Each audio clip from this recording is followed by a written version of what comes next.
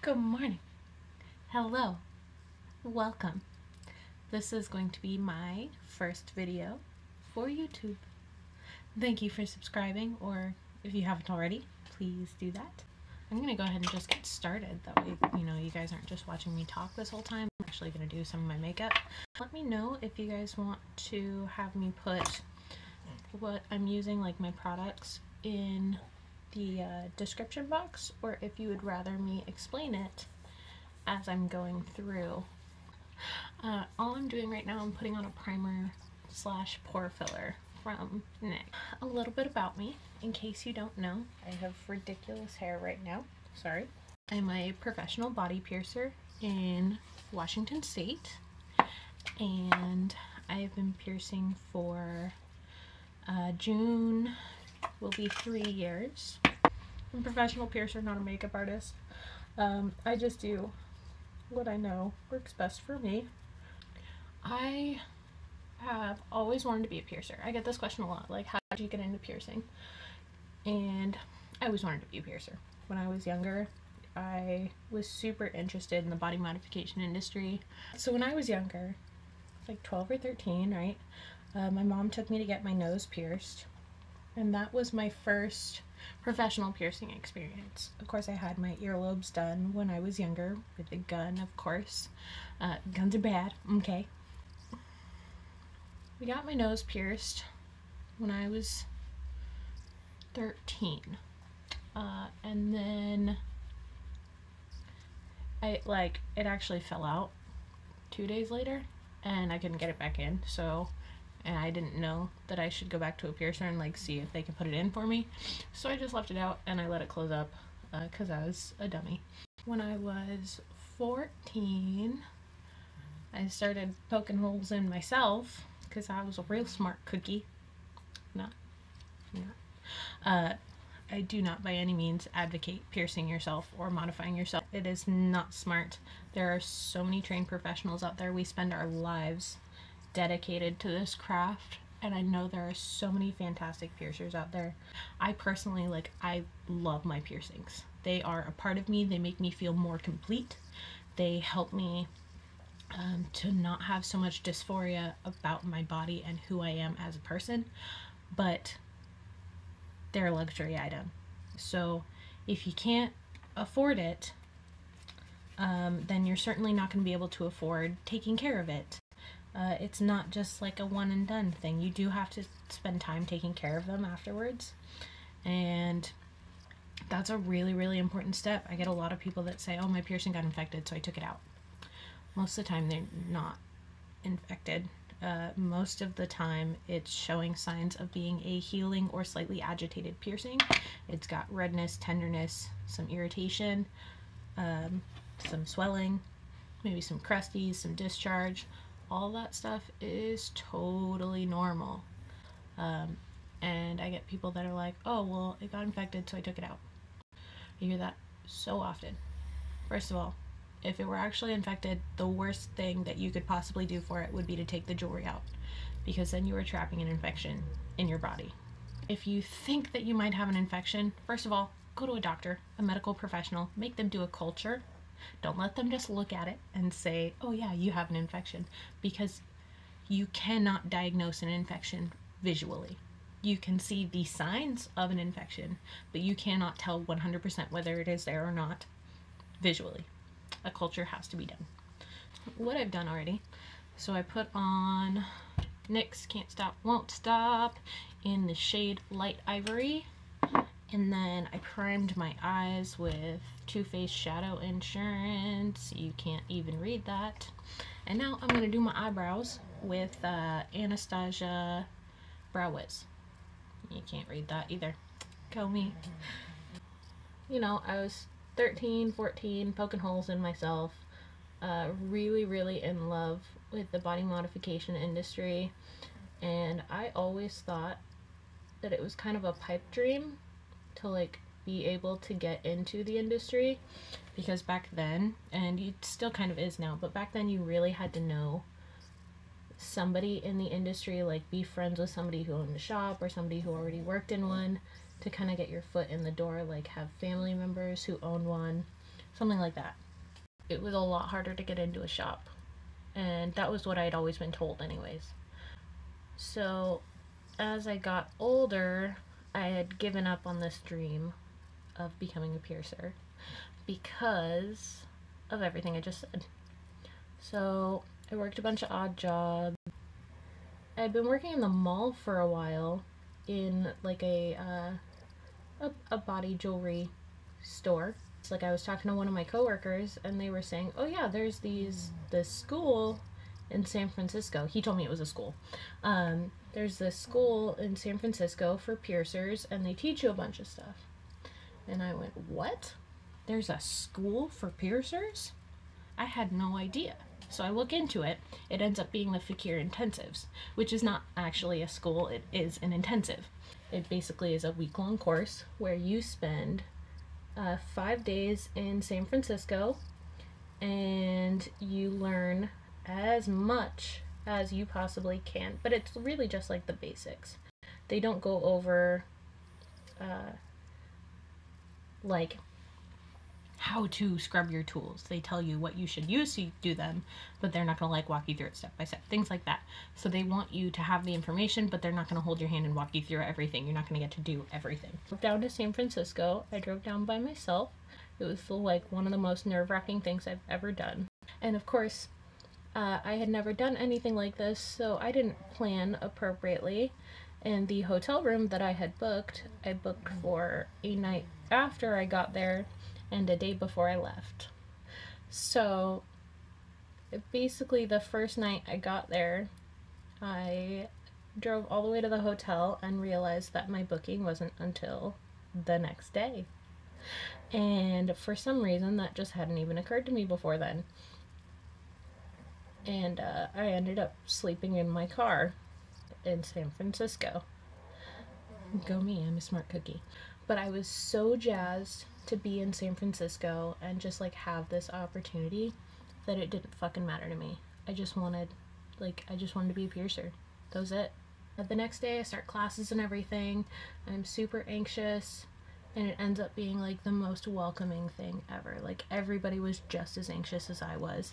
And I know some of the people that I went to class with are going to be on here like watching this, and like we were all just nervous wrecks. And we all thought everyone else was like too cool. All of us, like we were all looking around at each other like, "Oh, that person's way cooler than me." And then we talked to them and they were super nice. We're like, "Oh, you're an anxious wreck too. Good. I'm so glad." The sweetest people ever. The instructors are super sweet. Fakir was a lovely, majestic human being who I'm so sad passed away this last year. It was a life-changing experience for me.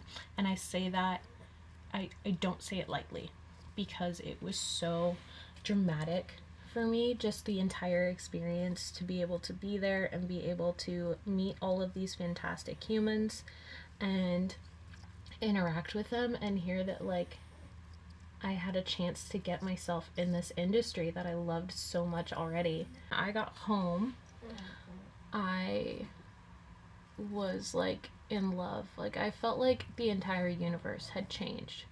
I felt like I just saw things differently. I saw the human body differently. I didn't feel so self-conscious, and like I felt like I knew what I was meant to do now, as cheesy as that sounds. So I came back and I found I had been doing some research, and there was one specific piercer that I really admired that had been piercing one of my good friends for several years, and he'd been in the industry for about 20 years. So I thought that he was just a great fit and he was who I wanted to apprentice under. And I went, "Hey, I just got back from San Francisco. I really admire you. I've had an eye on your work. You know, my friend has been getting pierced by you for years. Would you be willing to apprentice me?" He basically said, good job going to the intensives on your own. I don't have time or like the business for an apprentice currently, but if you want to scrub my toilets, you can. You can show up every day and scrub toilets if you want. And so I went, "Okay, I'm gonna scrub your toilets." So basically, I spent the next year and a half of my life with that fellow. Ended up finding my home at the shop I am at now after my apprenticeship. And here we are. Yeah. There's a lot of stuff that happened between then and now, but it all led me to here. I will tell you, if you are interested in becoming a professional piercer, it is not easy by any means. A lot of people have this preconceived notion that because we get to look the way we want, dress the way we want, act how we want for the most part, that it's just like the easiest job ever, it's the coolest, whatever. And I love this industry. I really do. But it has its downsides like anything else. We are still business professionals. We don't get to just like do and act and say however the hell we want. We have to be professional. Otherwise people won't come back to us. That's just how things go. If I were being a dick to every one of my clients, nobody would come back and see me. I try really hard just to be nice to everybody and, do my best. And that's another thing, is you have to realize that you're never done learning. Ever.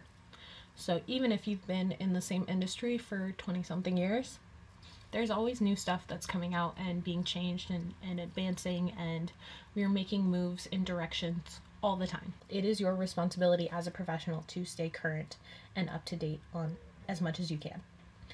A lot, not all by any means, but a very decent chunk of people in this industry just stop. They just stop learning. They decide that they know everything and there's nothing else for them to learn, and you're not going to possibly teach them. And that's really unfortunate, because then we have a bunch of young piercers that are surpassing these 20-year veterans, basically, these people that have been in the industry for years, because the older people stopped learning. They stopped paying attention, and then they're getting mad because the younger people are being more informed or giving certain information, and they're trying to say, oh no, that's not correct. There's also a lot of people that are totally nice to each other and are more than happy to share any information that they have. It's just really unfortunate to me that there are people that don't want other people in their industry to grow and thrive. I feel like we should all be in this together. We should all be wanting just the best for our clients and trying to help them have the best experience and procedure possible. I want every person's piercings to heal, whether I did them or not. Always. Because why wouldn't you? Oh, we'll go back a couple steps. So I concealed around my eyebrows, basically just carved them out, right? I feel like this one's a little higher. It's fine. Carved them out, and then I blended them with my beauty blender. I did put concealer under my eyes and on my chin, buffed that out, and then I put setting powder under my eyes. My face is baking. I'm going to start doing my eyeshadow. I am going to be using the Jaclyn Hill Morphe palette with these like browns and greens and yellow shades in there, and I'm going to take this brown shade. It's called Smooth Criminal, and I'm going to put him in my outer corner. I'm going to blend him in. When I decided to go to San Francisco, I had been working 2 full-time jobs all the time, and when I started my apprenticeship, I was still working 1 full-time job. I was working graveyard, so I was basically dead. I wasn't a human anymore. I was just this like shell of a creature, and eventually I was able to quit my graveyard job due to the support of people in my life that were, helping me and taking care of me and kind of letting me mooch off of them a little bit. Yeah, even though I didn't want to, because I really was not making any money from my apprenticeship. And that's something else that people don't understand, is apprenticeships are, so they're not meant to be the hardest things in the world. Obviously, we're not trying to like cut people out of the industry, but you do have to show that you're dedicated to it. So they're not easy by any means. If you are going to dedicate your life to a craft, do not expect to have an easy time learning about it. Don't get me wrong, for some people it might not be. It might be more than you were thinking you were investing. This, of course, is my dream career, so I was willing to invest anything that I could in it. But I, for a year and a half, I wasn't making any money. I was getting and that's not unusual in this industry, unfortunately. I was stressed. My car almost got repossessed. I couldn't pay my bills most of the time. I was a very stressed out human, but I made it, and it was worth it to me. And I'm finally on track to where I'm getting everything how I need and want it to be, and my car is not on the verge of getting repossessed anymore. What I'm saying is, it does turn around. It's worth it, but it's whatever work you put into it is what you're gonna get back.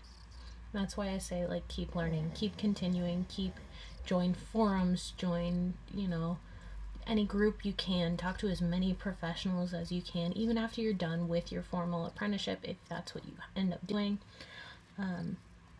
because everybody's going to have different information than you. It might not be completely different.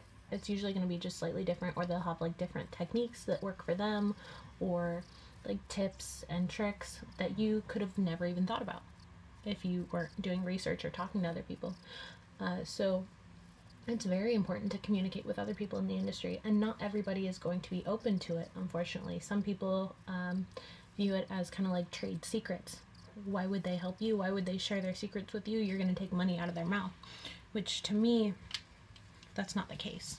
If people are going to come to me, they're going to come to me, and I'm going to keep them because of who I am as a person and my techniques and my personality, basically, because you are selling yourself, essentially. Okay, what I did, we'll go back here for a second. So I put this shade in my outer corners, and then I buffed it in, and I blended it all the way into here, right? And then I took this darker shade and I laid that on top in the outer corner, and I buffed it out a little bit. I tried to blend those two. I went back with this one. I kind of went back and forth and blended the two. And then I took this shade and I put that just on the upper, towards my brow bone, and gave it more of a soft transition so that it wasn't so many harsh lines. You probably can't hardly see any of this. I'm trying, I swear. I'm going to get a better camera soon, I promise. It's coming, just for you guys. By the way, I'm so absolutely thrilled that there's already 10 of you subscribed to my channel, and I haven't even put out any content for you. So you the real MVPs. I love you. You probably found me from Facebook, or yeah, probably Facebook. So I appreciate you. Thanks for coming. Welcome. Welcome to my channel. Oh man. Okay, what I was going to do next is I was going to bring that dark shade, the medium shade, Smooth Criminal, and I was going to put him right underneath my lash line, and then I was going to take that medium tan shade, buff it out a little bit further down, and then take Prowl and put it right up against my lash line again to darken it up a little bit.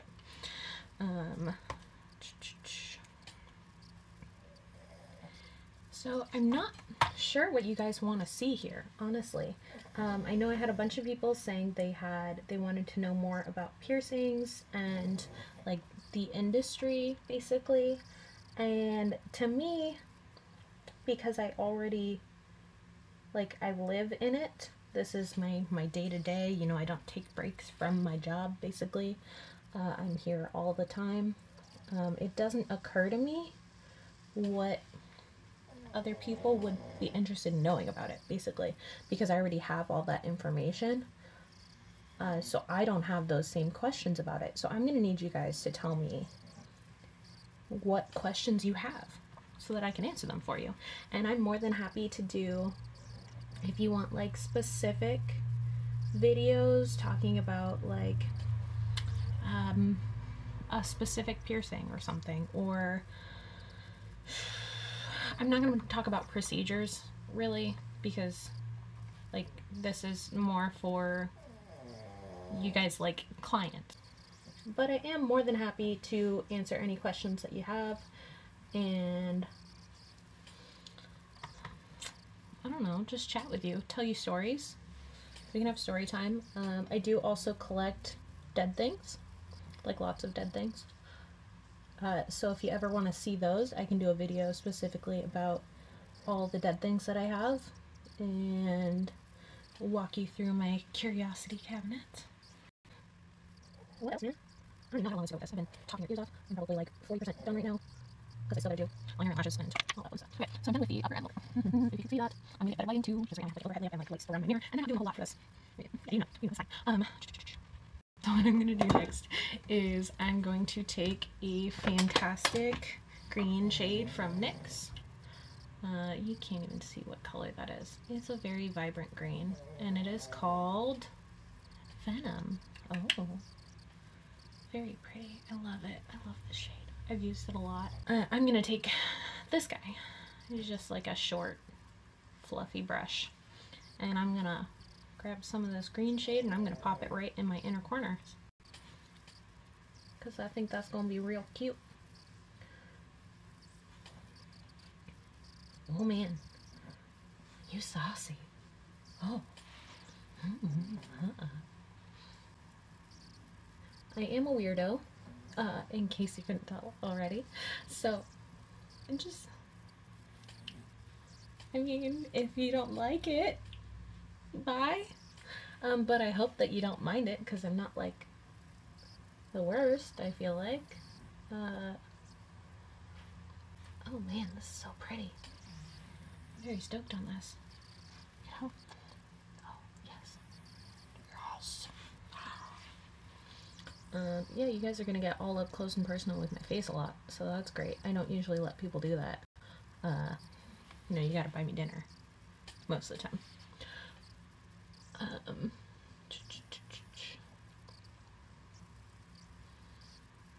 Yeah, I don't know. I don't know what you guys want to hear about or talk about. Basically, I'm a fucking nerd, and I really love piercing.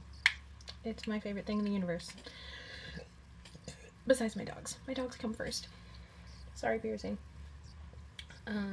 It's like dogs, piercing, makeup, coffee. Okay, I'm gonna brush off that setting powder that I use underneath my eyes, and I don't know if I want to use liner today. I'm gonna put this lovely guy on my upper. It is on my upper waterline actually. I fell asleep watching Sweeney Todd last night. I took a shower and sat down and ate some donuts in bed because I'm a fat kid. I eat a lot of garbage, basically. I'm not a good role model as far as that goes. I honestly can't even tell you when I fell asleep. All I know is I laid down, I got just past the song Joanna in Sweeney Todd. I laid down and I woke up 8 hours later. That was it. Like, I don't remember closing my eyes. I don't remember fighting off sleep.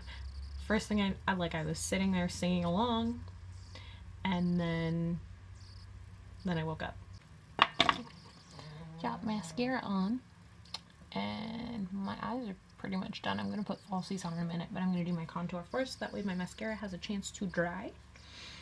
And, what do I want to use? I don't know. I'm going to use the Shade and Light palette from Kat Von D. And I'm going to take this big old fluffy brush. I think he's actually a blush brush. Oh, it's complexion brush. I don't use it for that. I don't like brushes for my foundation. But I'm going to carve out my cheekbones. A little bit there. A little bit there. And I'll buff them out later. Oh, I need more product than that. And I do put some on under my jawbone and my temples.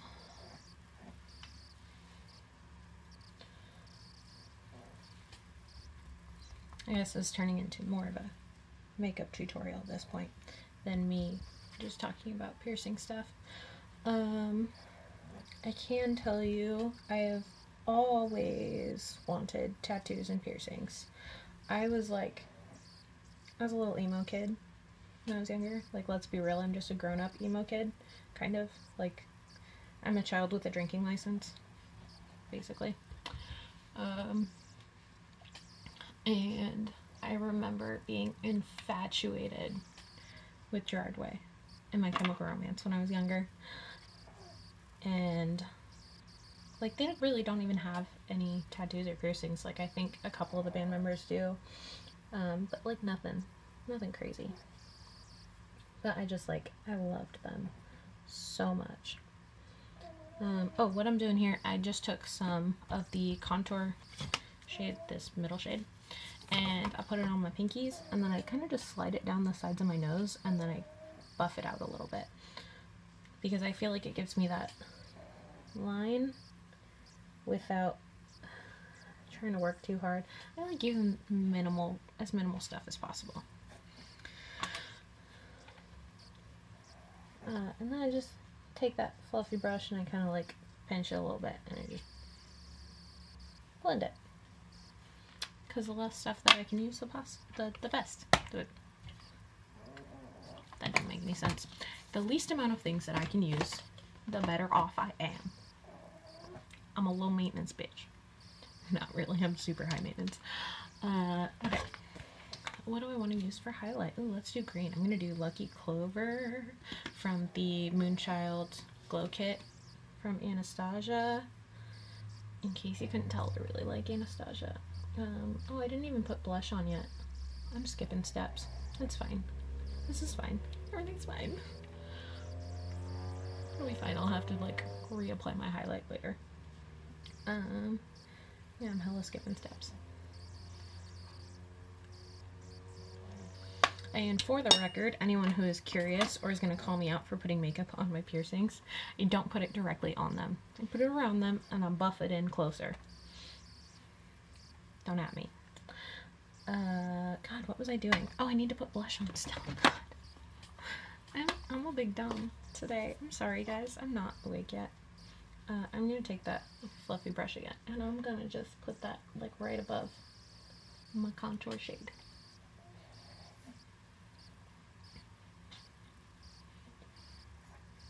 I don't like putting it, like, right on the balls of my cheeks because of my face shape. I feel like it makes my face look wider. So I just kind of add it to my contour shade, basically, like right above it, kind of on it. God, that's pretty dark. You can't even tell because this lighting is terrible. Like I said, I'm sorry, guys. We'll get there. Give me a chance. We'll get there. Okay. So I'm done with that. I did my highlight. It still looks okay.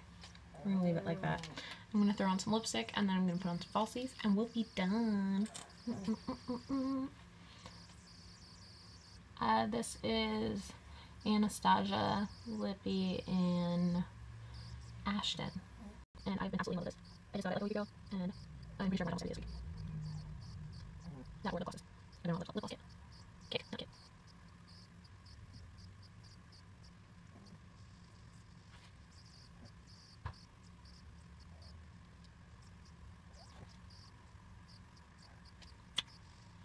Okay, now we're going to do falsies. I should have put the lash glue on these while I was doing my lipstick. That way they had a chance to get tacky, but it's fine.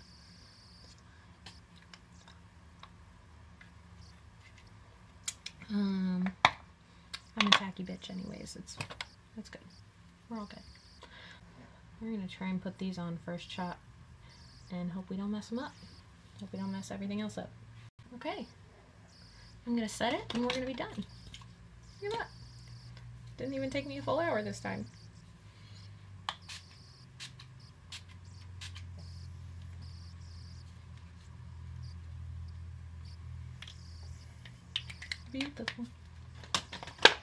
Okay, so that was it. I'm going to edit this down and see you guys hopefully next week. I should be getting a camera and we'll get some better quality videos up.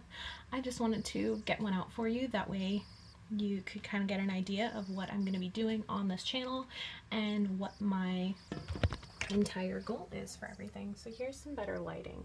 See, if I were able to hold it up here, you guys would have been able to see everything I was doing better. Oh man, I really like this. I'm pretty happy with this. Okay, well, I will see you guys probably next week. You have a great day.